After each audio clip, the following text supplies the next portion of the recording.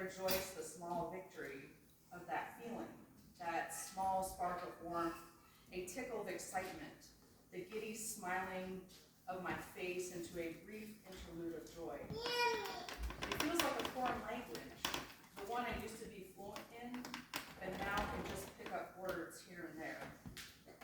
These days are marked by my pillbox, each day of the week a different color. The cocktail of modern pharmacological magic meant to tame the wild beasts of my moods. The precision of dosage, mix of antidepressants, antipsychotic mood stabilizers, is a never-ending point of analysis. These days it's a small victory for me to break out of my tightly crafted life. The acceptable range of experience narrow, marked off by fears of the unknown and the haunting memories of having gone too far, wandering off my path and getting burned. These days I judge a good week by how many events did I schedule on my calendar, how many clients did I have, did I work out, dance, see my friends. Otherwise I find myself wallowing in the empty hours of days unspoken for, filled with scrolling, Netflix, and games to entertain the darkness away. You see, before the incident, I lived in denial of my condition. Bipolar 1 is my diagnosis. It's been a thing hijacking my life for more than a decade, burning through my finances, relationship, and wreaking havoc on my well-being. Mostly I was good, stable, happy, well-adjusted. It's just every year I get a visit from mania. Dressed to the nines, party hats, feather boas, and promises of all my dreams coming true. Intoxicating, breathless, rapid-fire ideas punctuating every moment. Garish impulses seen through. Kissing strangers, walking naked in public, hitting my husband in the face. Out of control, tornado of desire coursing through me, with visions of magical realms and a biblical overlay giving meaning to every action. Altar upon altar erected, trying to bring order and sense to the cacophony of sensory input. Lightning bolts of inspiration crashing into consciousness as raindrops of lament followed raucous laughter in quick succession.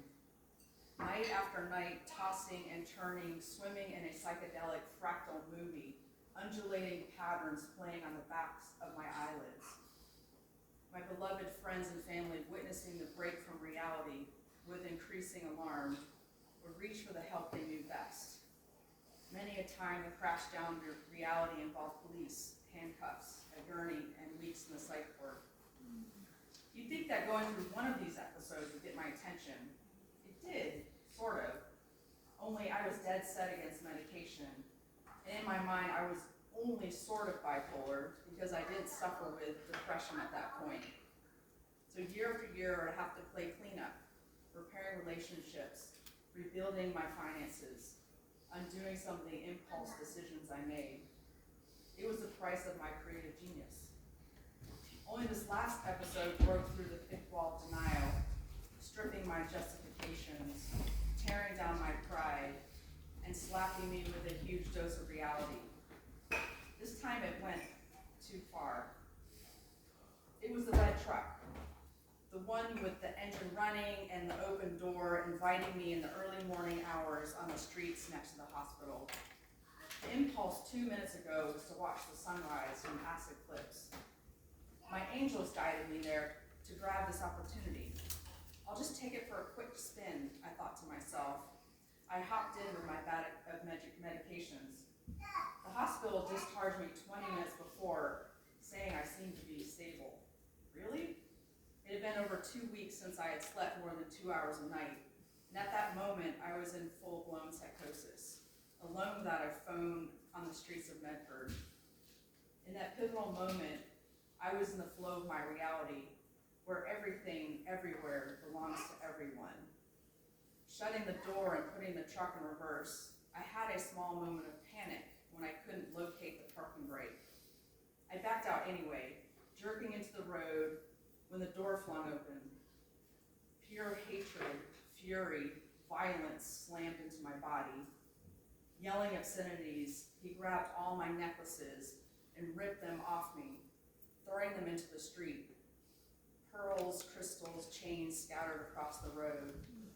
Suddenly I'm face first in the asphalt, arms pinned behind my back, knees digging into my backsides, his fist pounding my face into the ground. I hear him yell to his wife to get his gun. All I could do is pray to Jesus, Buddha, Kuan Yin. Is anyone listening? You bitch, whore, how dare you, fucking piece of shit, I should kill you. Many moments later, blue and red lights flash across my vision as he quickly stood, pulling me to my feet. Handcuffs dug into my wrists as I read my rights in the back of the cop car and asked if I want to explain myself. The right cheek is swelling, the impact not fully expressed. My nightmare just began at that moment with the red truck. It took a day in jail and 2 days on the streets of Medford before I was able to find my way back to Ashland and into the arms of my friends, and then safely into the hospital to get the help I needed. Months later, I received the full legal implications of my actions. Felony, possession of a stolen vehicle. Now when I relive the trauma with the truck, I can see the necessary extreme needed to get my full attention. It's been 3 years since that incident. With the help of my trusted pills, I haven't had another mania episode. That's a win in my book. These days I find myself awakening with the memories of who I used to be, finding a fresh version of myself. Grounded, committed, new branches reaching for the sky, my roots firmly planted. Love finds me awash with giddy giggles and companionship stoking a fire of passion, a thaw after a long winter. For all the lessons of this journey, I am forever grateful. I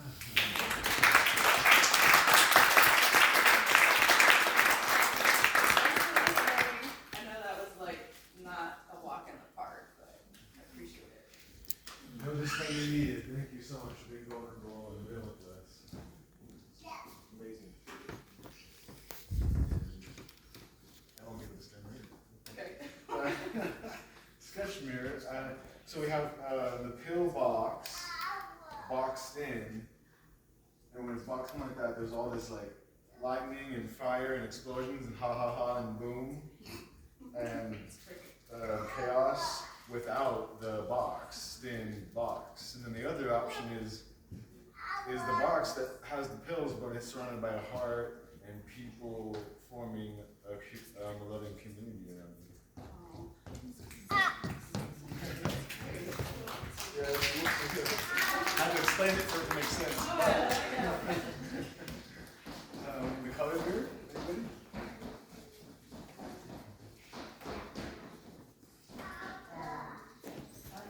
Shadow and gray and dark and into red and blood. And then skin, the color skin. And then new growth green and new growth white.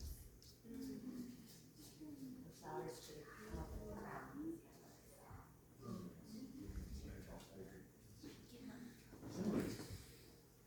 That was a harrowing journey of all that is true, dark, and beautiful. Thank you, Crystal. That's Crystal for your love notes. And